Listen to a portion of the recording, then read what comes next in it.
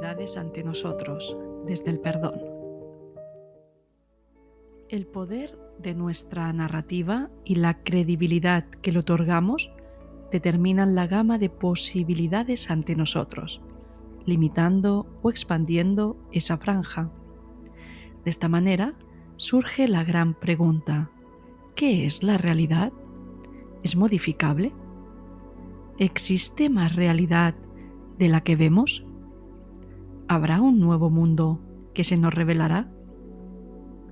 Indaguemos juntos en este tema de las nuevas realidades ante nosotros, abordándolo desde una nueva perspectiva, explorando aspectos de la vida de Jesús de Nazaret y el poder del perdón para adentrarnos en estas nuevas realidades. Empecemos. Las nuevas realidades procesadas por el cerebro. El ojo no solo recoge información del exterior. La comunicación es bidireccional. Los ojos ven en base a la programación mental que poseemos. Por ejemplo, un animal cuyo cerebro no puede asimilar ciertos colores solo percibirá determinadas frecuencias de luz. Existen animales que perciben el mundo de manera bidimensional, porque su cerebro no puede procesar la tridimensionalidad. Nosotros percibimos la realidad que nuestro cerebro es capaz de procesar, pero eso no significa que lo que no vemos no exista. Lo mismo ocurre con aquello que observamos en los demás y las circunstancias que tendemos a atraer o notar en detrimento de otras. Esas otras realidades están ahí mismo, pero nuestros ojos solo se posan en las que nuestro cerebro está programado para observar. Muchos maestros espirituales que enseñan la ciencia de vivir en el presente y el arte de la meditación afirman que al hacerlo empiezan a ver cosas que siempre han estado ahí, pero que antes estaban demasiado distraídos para notar. La práctica de estar presente y meditar permite percibir aspectos de la realidad que de otro modo pasarían desapercibidos debido a nuestras distracciones y condicionamientos previos. Hay personas que en experiencias cercanas a la muerte han sido capaces de ver otras realidades definiendo que estaban aquí mismo.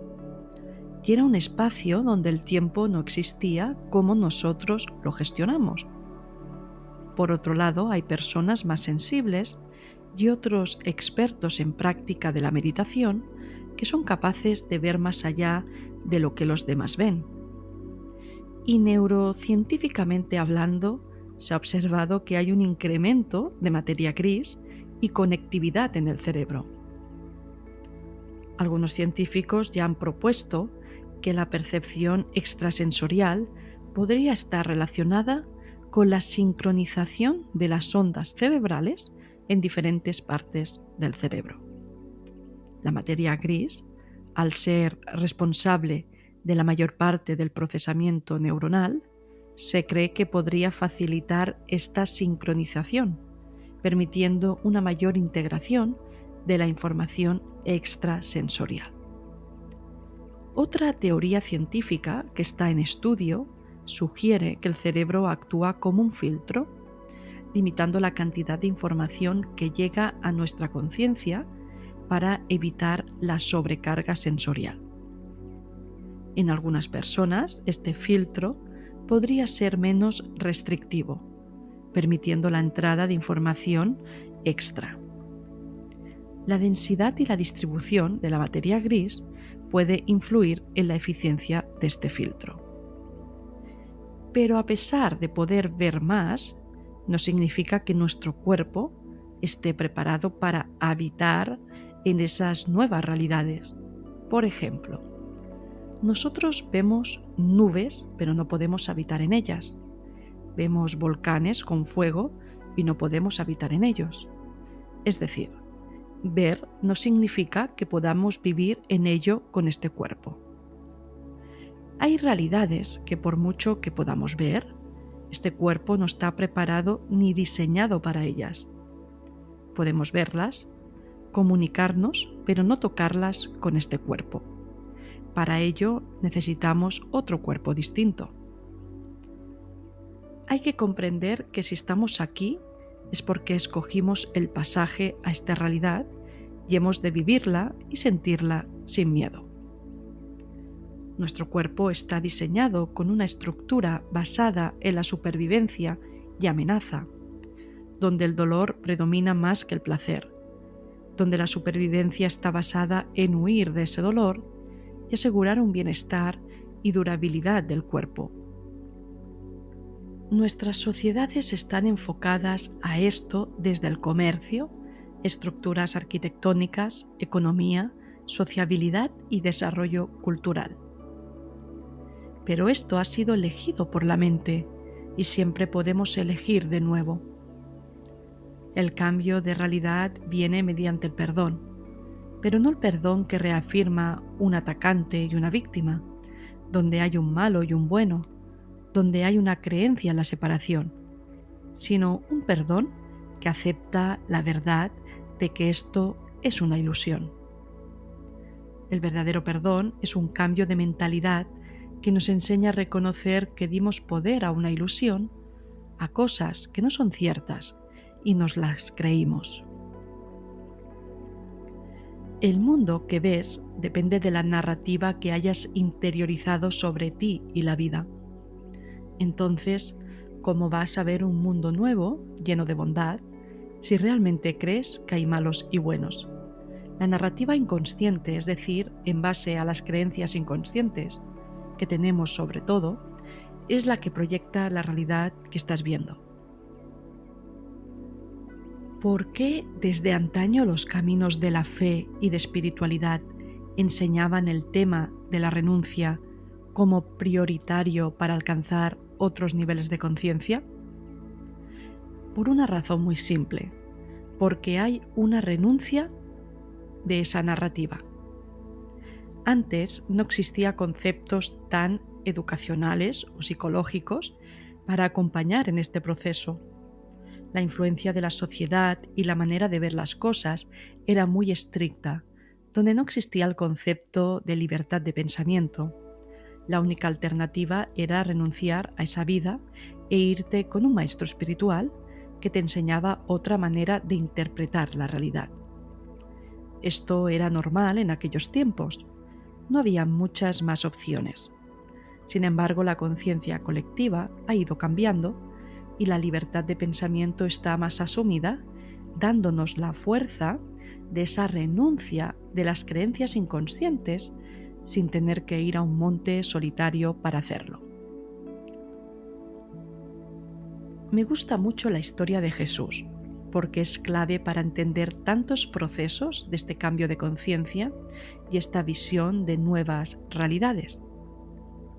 Jesús, aun yéndose a un monte a orar, era tentado por Satanás y venció a esas voces. Y esto significa que no es cuestión de renunciar a tu vida yendo a un monte, sino tener la capacidad mental de quitar el poder a aquello que le distes. Como hizo Jesús, no dejó de escuchar esas voces contradictorias, pero no tenían poder sobre él, porque sabía cuál era la verdad, y eligió la verdad en cada momento. Cuando hizo esto, las voces cesaron, y cuenta el Evangelio de Mateo 4:11 que en ese instante vinieron los ángeles. Pero primero hubo la negativa a escuchar esas voces distorsionadas y contradictorias de la realidad. ¿Cuántas personas quieren un cambio sin cambiar el enfoque de su pensamiento? Quieren mejorar en sus vidas, dejar de repetir patrones, son capaces de entender qué son esos patrones, pero no eligen dejar de creer en las creencias y voces internas que sustentan esos patrones. Nosotros podemos elegir la verdad o continuar creyendo la historia que nos contamos sobre quién somos. El qué difícil ha sido nuestra vida, cómo nos han herido los demás y un sinfín de razones que dan forma a nuestra historia y justifican nuestros enfados o deseos de satisfacer nuestras carencias a toda costa. Recuerdo un día con mi pareja que le dije: no me digas esto porque yo he sido una mujer maltratada y no me ayudas diciéndome esto. Cuando algo me dolía, le decía esto, hasta que un día dije: se acabó. ¿Qué historia estoy vendiendo y cómo la estoy utilizando para evitar confrontar un conflicto que en realidad no tiene por qué tener poder sobre mí? A día de hoy me río de este suceso con mi pareja, cómo me autolamentaba dando fuerza a esa historia.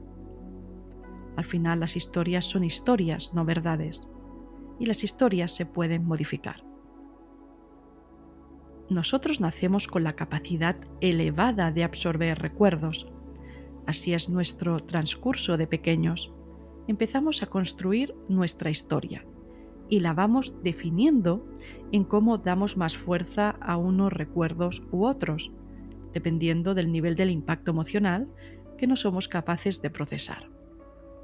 Narramos esos recuerdos e impactos con un enfoque y así vamos construyendo lo que será el recuerdo de nuestras experiencias y nuestra personalidad, emergiendo en base a esa historia.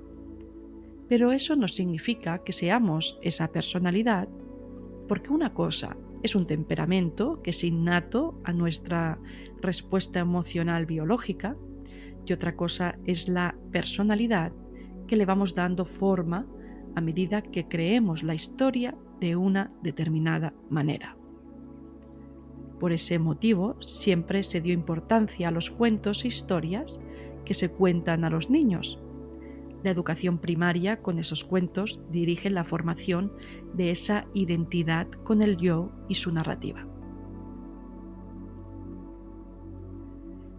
¿Qué realidad veremos ante nosotros? Un nuevo mundo emerge ante nosotros, sobre todo para aquellos que estén dispuestos a ver. Recuerdo varias interpretaciones tanto de testigos de Jehová como de evangelistas sobre el final de los tiempos, donde algunos serán llevados y otros no. Se le llama resurrección final o el rapto, pero ¿esto es así? ¿Está bien interpretado? ¿O esa resurrección o rapto es más un proceso de que la realidad cambia ante nosotros al cambiar nosotros? Ya se sabe que hay un campo cuántico donde si cambiamos nuestro pensamiento, cambia la realidad que emerge, pero observemos más esto porque hay varios matices. Hay un cambio de realidad posible y otro que no lo es sin dejar el cuerpo. Y en este último mencionar que muchos tibetanos se preparan toda una vida para determinar cómo será su siguiente vida. Porque hay ciertas realidades que por mucho que queramos no se manifestarán en el presente actual, aunque hay otras que sí, si tienes fe. Veamos. Realidad que cambia ante nosotros. Jesús de Nazaret dijo: si tuvieras la fe de un grano de mostaza, moverías montañas. No dijo que necesitábamos una montaña de fe, sino una porción tan pequeña, porque ese 1% de fe tiene más fuerza que todo el 99% de reacción y juicio ante lo que creemos que somos. No importa lo que hayas creído, esto es la base de toda la realidad que experimentas, pero como solo está sostenida por tu pensamiento, entonces si te agarras a ese 1% de fe, que es la posibilidad de que lo que crees sea incierto y lo que asumes como nuevo sea cierto, ahí se puede modificar la realidad. En un curso de milagros, en el capítulo 25, hay el dilema del soñador y se dice que el mundo que ves es la prueba ilusoria de lo que has hecho de ti mismo es real. No lo olvides, es una proyección de tus pensamientos. Hay un ejemplo. Todos los enfermos que acudían a Jesús vivían conforme a la narrativa de sus vidas, basadas en ese 99% estructurado por los sentidos. Es decir, creemos lo que vemos. Por ejemplo, cuando un paralítico le pedía ayuda diciendo «no puedo caminar», Jesús respondía «¿Quién ha dicho que no puedes caminar? Levántate y anda». Jesús negaba ese 99% y veía el 1%. El paralítico, al ver ese 1% con Jesús, aceptaba la nueva visión y se levantaba y caminaba. Jesús no creía la historia que experimentaba el paralítico. Tenía clara la visión de que andaba.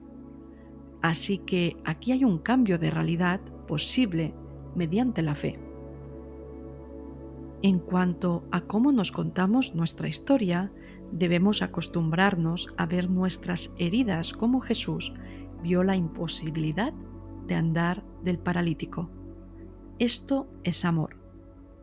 El potencial del amor no está en la reacción basada en lo que creemos que es o juzgamos, sino en ese lugar tan pequeño que ni lo advertimos, pero que es infinito. Solo se nos pide un 1% de fe, nada más, pero en ese 1% estás eligiendo algo distinto al 99%. Y con esto no quiero decir que debamos negar lo que sentimos, porque es obvio que duele sentirnos abandonados y en conflicto emocional. La negación de ese 99% no significa que debas negar lo que sientes. Más bien empieza por un tema de posicionamiento interior ante lo que sientes, donde empiezas a decidir de nuevo cómo interpretar esto, sabiendo que no lo niegas, porque amigos, negar es reafirmar. Si niegas algo, lo haces más real. En un curso de milagros, en el capítulo 5, hay una sección llamada «Esta necesidad no es real». Y se menciona lo siguiente: negar la realidad de cualquier cosa que sientas es una forma de reforzarla, porque le estás dando un poder que no tiene. Así que simplemente ante ello decides de nuevo no creerte esa historia, porque una historia, aunque duela, no significa que sea cierta. Tu cerebro determina que debe haber dolor ahí porque hay una posible amenaza y al sentir el dolor, tu sistema biológico entiende que te está salvando. Pero siempre ten en cuenta que los sentidos no son la verdad ni te dicen la verdad. Solo están programados para protegerte de algo y definir tu historia aún más. Y sobre esto, un curso de milagros, en el capítulo 21, dice: los sentidos, sin la corrección del Espíritu Santo, simplemente informan acerca de la ilusión, no son la fuente de la verdad. Veamos ahora la realidad que no cambia ante nosotros. Jesús de Nazaret mostró que se podía cambiar la realidad, pero no toda. Este cuerpo está diseñado para ciertas experiencias. Cuando Él fue crucificado, pudo crear otro cuerpo al tercer día, pero no de la misma biología. Lo podían tocar y ver, pero no se quedó con este cuerpo, pues dijo que se iba al Padre.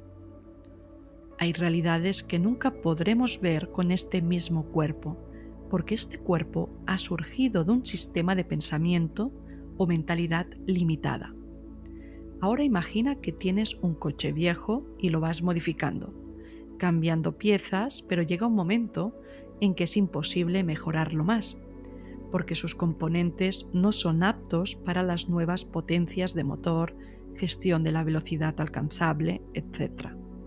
Ese coche iría al desguace y necesitarías comprar uno nuevo. De esta manera, no todas las realidades serán vistas con este cuerpo.